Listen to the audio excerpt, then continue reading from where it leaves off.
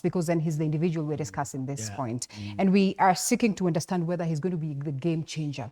And you talk, and I ask whether it is strategic for him to work with the likes of Kalonzo and everything.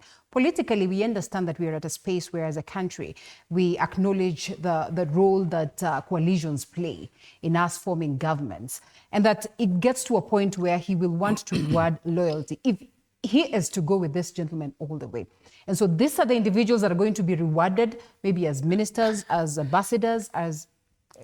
correct me if I'm wrong. Let me say this, just very briefly. Yes. We don't have a different sets of human beings in this country. Okay. We are all the same, Kenyans, whichever way you look at it. All right. But the type of governance skills in an individual as a president can literally, propel the others to do the right thing. Fair enough. Can't tell me that Eugene Wamalwa as a lawyer is so useless because he has been in a political office. No, the problem is when a person becomes president, everybody looks up to them. So you look up to the president because that's where, everything is coming from.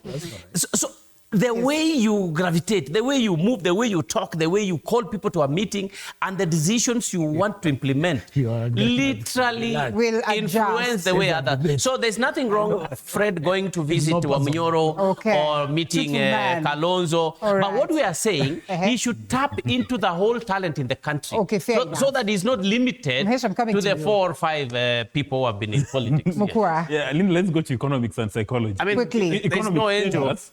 There are human beings acting in their selfish interest.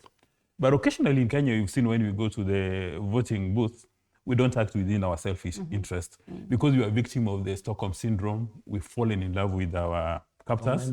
Yeah, if you go to the Japanese political philosophy, they've got the wabi-sabi philosophy, where they say that we love the beauty in imperfections. But when you look at the 2027 scoreboard, the crystal ball, right now, Rigiji has created these political environments that any pain in Kenya today is associated with President Ruto. And this is what Professor was talking about, that if you've got a pay slip, if there's any pain in your pay slip, President Ruto. If you go home and your power has been disconnected, or there's no water, or there's food insecurity, it's associated with President Ruto. Now, that is the danger President Ruto will face in 2027. Because there's that principle in psychology called the pain and pleasure principle. Psychologists, scholars, and practitioners assume that every human being responds to those two things. For instance, part of the reason why you are comfortably seated there is because you're going to be paid a top salary and you're going to have an upmarket lifestyle in Nairobi. Now that is the pleasure. But if you mess around, you get fired, you end up going to the village, you're going to suffer. Now, Matiang'i is positioning himself as the person who is going to give Kenya pleasure, while Rigiji, from the time he was fired, when Rigiji wakes up in the morning, when he's having his breakfast, he asks himself, how am I going to inflict pain in William Samoei Ruto? What am I going to talk about that is going to inflict maximum pain? You remember some stage he made some allegations that you wonder, is this actually the person who was the DP?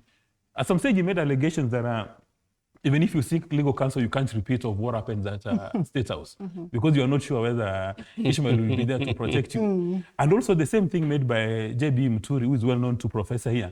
The way they've told us the State House operates, you begin to wonder whether is this fiction, is it drama, is it misinformation, is it the actual case? But what does Mora in Zaire's constituency believe? Because all these people have been fired when they keep on repeating it every single day. And you remember, they don't have anything else apart from inflicting pain on the president.